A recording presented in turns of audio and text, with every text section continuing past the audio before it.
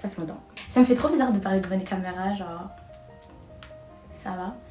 Vous voyez un mood je suis, tu es, nous sommes la communauté. Du coup, dans cette vidéo, oui, j'ai même noté tous un petit carnet pour être sûre de ne rien oublier. À tous les dramas que j'ai aimés, ceux qui m'ont énervé, ceux qui m'ont fait pleurer, ceux qui m'ont fait rigoler, ceux qui m'ont frustré. Aujourd'hui, lettre ouverte à tous ces dramas que je vous conseille de regarder en 2023 ou peut-être en 2024 ou peut-être si tu regardes cette vidéo en 2025. Vous savez, YouTube est éternel. J'espère que vous avez pris votre petit café, vous avez pris votre petit carnet de notes.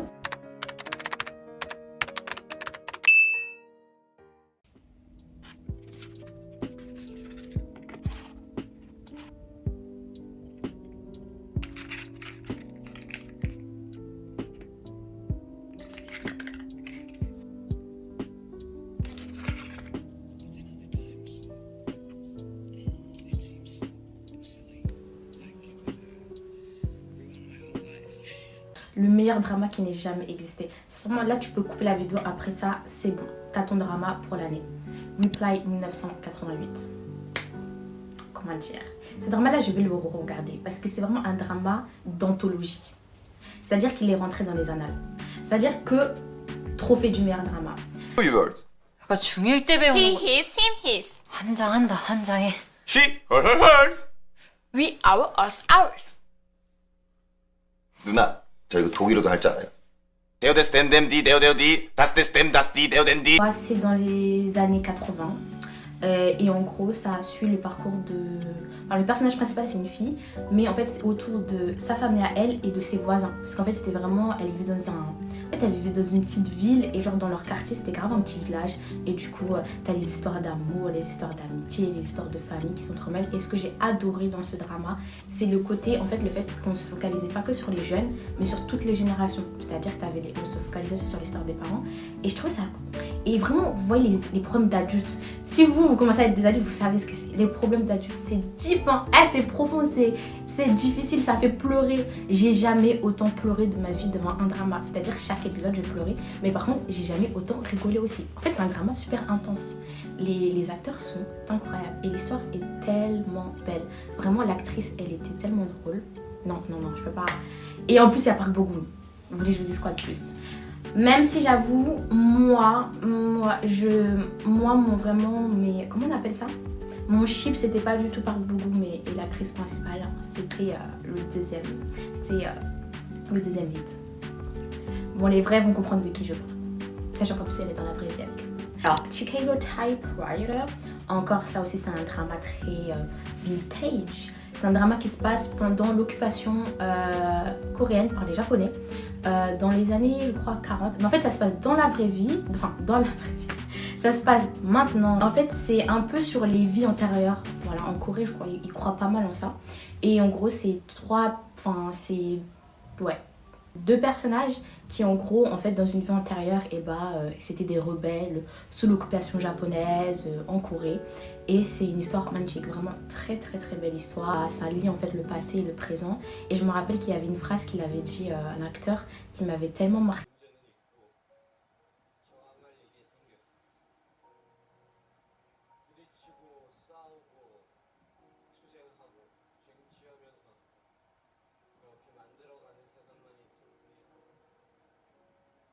L'acteur, j'adore. C'est, comment il s'appelle? Yoo Hae-in. C'est l'un de mes acteurs préférés. Je trouve qu'il joue excellemment bien. Et aussi, en fait, je l'avais regardé parce qu'il y avait l'acteur de Reply 1988. It's okay not to be okay. Non, mais it's okay not to be okay.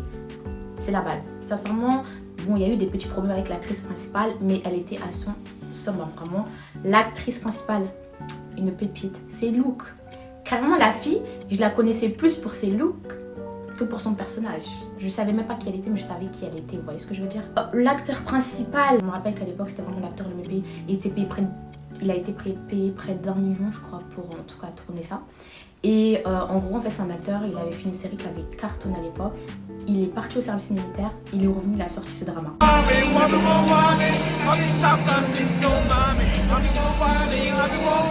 Moi, ce que j'ai adoré, c'est le côté psychologique, parce qu'en gros, c'est un mec qui doit s'occuper de son grand frère qui est autiste. Ah oui, l'acteur aussi qui joue le grand frère, incroyable, vraiment. Dans cette série, était trop bien. Et du coup, il doit s'occuper de son grand frère. Et de l'autre côté, il va rencontrer une fille qui, elle, écrit des romans pour enfants, alors qu'elle déteste les enfants. Voilà, en fait, le lien, c'est que son grand frère est fan des livres de la dame. Et donc, du coup, bah, ils vont se rencontrer, voilà, vous voyez le truc. Mais moi, j'ai adoré, c'était tellement deep, genre, c'était tellement lié, genre, au trauma d'enfant, la famille, et aussi très drôle. Vraiment, l'actrice, elle est tellement drôle. Et moi, ce qui m'a le plus choqué, c'est quand tu regardes les backstage. En fait, l'acteur principal est hyper extraverti dans la vraie vie et l'actrice est introvertie. Et en fait, dans la série, c'est le contraire. Et du coup, c'était drôle à voir. 어디가 제일 예쁜데? 머리, 긴 머리, 찰랑찰랑 허리까지 내려오는 새까만 생머리 그 이뻤는데 잘랐지 자르지 말지. Hey, good. Reply 1997. En fait, vous voyez Reply 1988. La première, en fait, c'est comme une espèce de série anthologie où il y a 3 parties. Et en gros, la première, c'était Reply 1997, qui se passait, en fait, qui était vraiment focalisée sur le début de la K-pop. Et en gros, comment en fait ça a émergé, comment les fans étaient dans les années 90. Et pareil, l'histoire est vraiment très belle, l'actrice est pas mal. Elle avait joué dans... C'est un drama que j'avais bien aimé. Ouais, c'était She-Up, un truc comme ça. Mais par contre, j'ai jamais réussi à terminer le drama, quoi. Je comprends pas. J'ai pas réussi à terminer ce drama, je me suis arrêtée. En fait, j'ai eu plus de mal que de Reply 1988. Parce que voilà, Reply 1988. Et du coup, j'ai eu du mal à terminer, mais très bon drama. Très très bon drama. Enfin, en tout cas, moi j'ai bien aimé le côté, genre, voir comment c'était dans les années 90, c'était qui les chanteurs et tout, comment elles étaient habillées, les fans, tout ça. Et en fait, il y a les mêmes acteurs que dans Reply 1988, donc c'est excellent. Ah oui! Et il y a un acteur, l'acteur de... il est trop drôle, il est très très très drôle. C'est... King Louis. King Shopping, King Louis, un truc comme ça. Ensuite, je sais, c'est un drama. C'est un drama, mais c'est pas un mood que tu as envie de regarder si tu veux être heureuse et épanouie. Squid Game, moi, en fait, je trouve qu'il y a beaucoup de gens qui ont aimé, qui ont un peu trop aimé ce drama pour le côté sadique et violent. Moi, c'est pas trop ma tasse de thé. Mais je trouve que c'est un drama représentatif du capitalisme dans lequel on évolue aujourd'hui. C'était un beau message de l'humanité. En fait, on a tous une part d'humanité, mais on a tous une part de méchanceté. Non, c'est même pire que ça, c'est du vice, quoi. Et comment, en fait, malgré tout, malgré que oui, il y a des gens méchants, malgré que les hommes sont égoïstes et tout, il y a quand même des gens qui sont dans la solidarité, qui ont de l'amour en eux à redonner et que voilà, ça donne espoir. Donc, juste pour ça, je conseillerais de regarder et voilà, c'était plutôt pas mal original comme concept. Startup, vous êtes tous très bien pourquoi j'ai regardé Nam Joo-hyuk, of course. Par contre, ce drama-là, j'ai mis 1 an à le terminer, c'est-à-dire que j'ai conseillé aux gens, j'étais en mode ouais, ce drama il est trop bien, vous devez le regarder. Les gens m'ont dit, mais ma soeur, ce drama-là aussi, il est long, hein. Il est long à regarder. Bah en fait, ce que j'ai pas dit la vérité, c'est que le début de l'année, j'ai commencé la première partie. À la fin de l'année, j'ai terminé la dernière partie. Mais ce que je vous conseillerais, juste pour ce trio, non vraiment le meilleur trio, ils sont tellement iconiques. 선생님 저 뭐예요?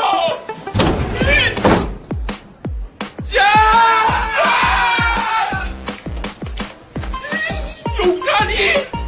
네가 두산이? Nam Joo-hyuk aussi, hein, il joue très bien son rôle. Sincèrement, j'ai pas été hyper fan de Bae Suzy, je sais pas, j'ai pas trop accroché à son personnage. Mais par contre, elle est très très belle, ça on peut pas le nier. Et elle est mimi, en fait elle est très mimi. Et aussi le second lead, je suis ouf, j'ai oublié. Le second lead aussi, j'ai jamais autant kiffé un male lead et un second lead, genre égalité. 자연스럽게 기다려요. 괜히 다리 꼬지 말고. 뭐야? 무슨 소리야? 뭐야? Très belle histoire aussi. Très belle histoire aussi si vous êtes dans un mood un peu ouais, moi je veux lancer mon entreprise, j'aimerais bien prendre des initiatives et tout, ça va grave vous motiver. Vraiment. Penthouse. De Penthouse, j'ai jamais autant entendu parler d'un drama de ma vie. Vous êtes trop, vous en parlez trop, vous êtes trop dans ça en fait. De Penthouse, par-ci, par-ça, par-là. Moi, ma copine, elle m'a cassé la tête pour que je regarde. J'ai regardé 2 ans plus tard. Par contre, de Penthouse, en gros, c'est si vous êtes dans un mood genre, vous voulez être énervé, vous voulez être frustré, vous voulez être en colère. Et vous voulez être aussi dans un mood genre, lutte des classes sociales, hate the rich, we hate the rich. Vraiment parce que ça montre vraiment le côté vicieux hein, des riches. Hein. C'était abusé. C'est trop. En fait, c'est une série, elle va t'énerver. Genre, tu vas être comme ça quand tu vas la regarder. La série, tu vas avoir les dents serrées. Et par contre, moi, je vous avoue, j'ai pas continué après la saison 2. Genre, je me suis arrêtée vers la fin de la saison 2, ça m'a saoulée. Parce qu'au bout d'un moment, moi, je le dis clairement, ça m'a saoulée. Ça tourne rond, ça t'énerve, c'est toujours la même chose. Mais par contre, la saison 1 et la première partie de la saison 2, c'était de la folie.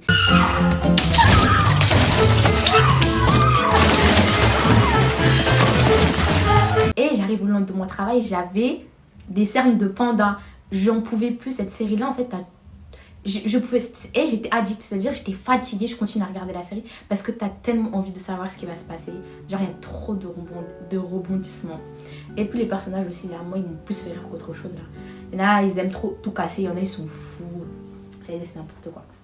25-21, c'est vraiment si tu es dans un mood nostalgique, 90s. Aussi, ah ouais, si vraiment t'as une passion, t'es passionné par quelque chose mais t'es nul, genre t'es bad nul, t'es trop nul dans ce que tu fais, mais t'adores ça, ça va tellement te motiver. Parce qu'en fait, en gros, le personnage principal, elle est fanate d'escrime. Quand elle était petite, elle était trop forte et puis à un moment, elle a commencé à stagner, mais elle lâchait pas. Les gens lui disaient, mais t'es nul, copine, tu ne sais rien faire.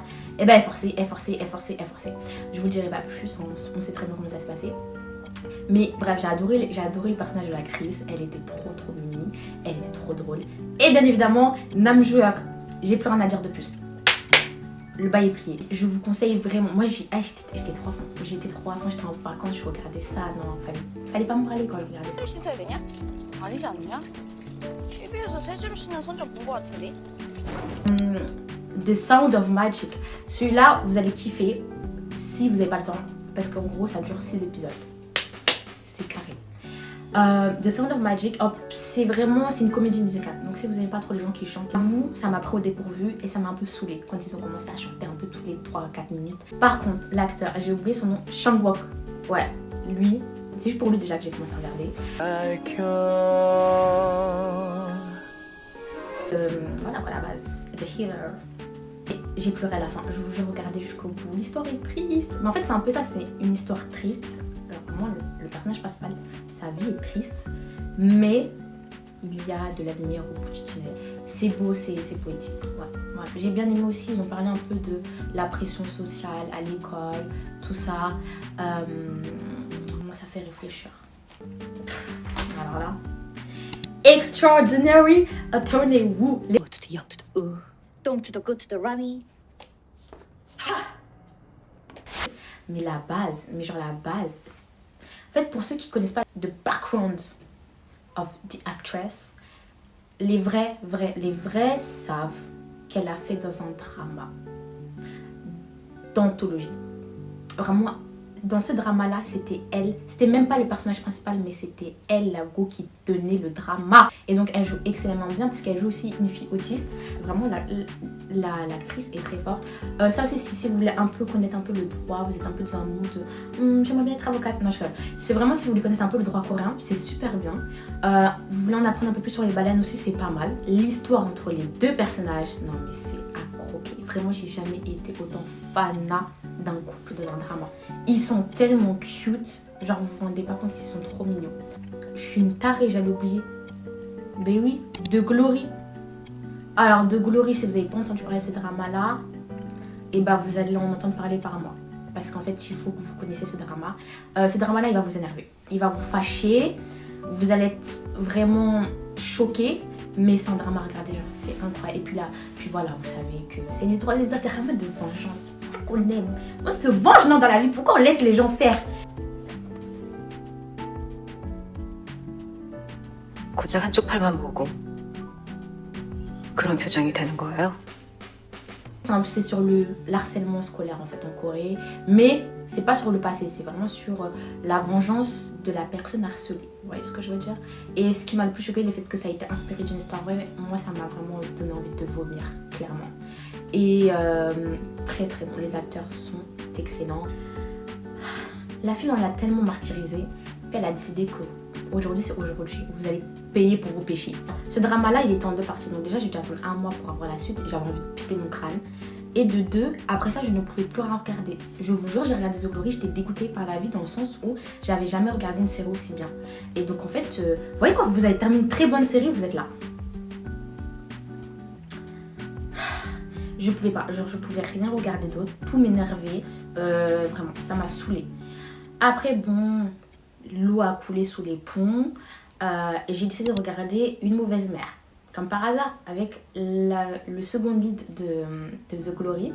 L'histoire est vraiment pas mal. Moi, j'ai bien aimé le côté éducation des parents. Ça va vous toucher dans le sens où c'est vraiment axé sur c'est quoi être une bonne mère en fait. C'est quoi être un bon parent. Et aussi le côté en Corée, la pression, encore une fois, la pression sociale. Le fait que les parents en fait poussent à bout leurs enfants pour les études, pour devenir des quelqu'un. Encore une fois, c'est une histoire de vengeance un peu.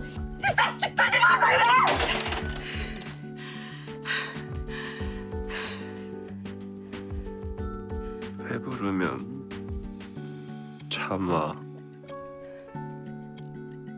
참으면 공부 못해. Mais je l'ai pas terminé. Je vais pas vous mentir, je l'ai pas terminé, mais ça va, j'ai bien aimé. J'ai bien aimé l'acteur. L'actrice, elle est tellement belle. Oh là là. La maman aussi, elle est très forte. Je sais pas. Ouais, c'était bien. Mais j'ai pas terminé. Là, je suis en train de regarder Sky Castle. J'ai pas terminé, mais je sais que je vais le terminer. Et en gros, c'est pareil. C'est si vous aimez les histoires de l'élite. C'est un peu comme The Penthouse, mais moins folasse. Moins folie. Mais les gens sont moins fous. Mais c'est très réaliste. Voilà, c'est un peu si vous voulez détester les riches à votre manière. En fait, les Coréens, ce que j'aime bien avec eux, c'est qu'ils parlent bien de leur... Enfin, je sais pas comment dire. Ils parlent vraiment bien de leurs problèmes de société. C'est-à-dire qu'il y a des choses en Corée, ça ne va pas et ils en parlent très bien. Et donc là, encore une fois, c'est la pression sociale qui est mise aux enfants pour réussir leurs études. Et c'est pour te dire que tu sois pauvre, que tu sois riche, il y a une pression de fou. Mais quand je vous dis, c'est la folie. La folie. La part qui est accordée à l'éducation en Corée, c'est monstrueux. 할까봐 아빠를 기쁘게 해주고 싶어서. 기쁘게?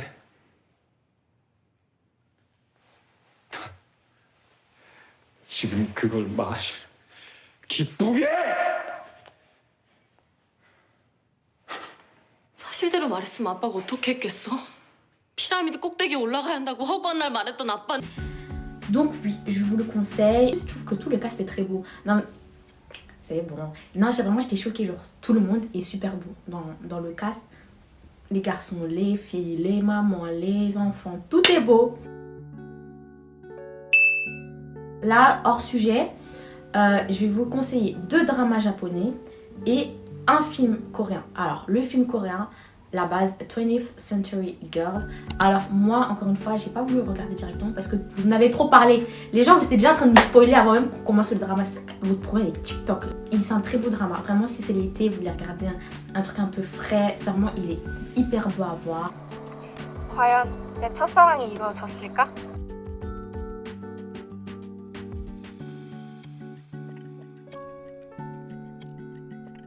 Très Y2K. Non, c'est plus les années 90, qu'est-ce que je raconte. Vous allez pleurer. Vous allez bien pleurer, genre, vous allez pleurer. Moi, j'ai pas pleuré parce que moi, je m'y attendais. Et surtout que quand je suis arrivée au moment chaud, chaud là, mes parents ils ont sonné, je suis partie vers la porte, du coup j'étais pas dans le mood. Genre ça a cassé tout le mood. Du coup, j'ai pas pu pleurer comme j'aurais dû pleurer. Mais je vous le conseille. Oui, vous allez pleurer, mais c'est la vie en fait. C'est la vie, c'est comme ça. Il faut accepter de vivre des émotions. Les dramas japonais, je les avais regardés pendant le confinement, mais j'avais adoré. C'était Followers. Le Flower, c'est en gros sur une fille qui va percer sur les réseaux sociaux du jour au lendemain.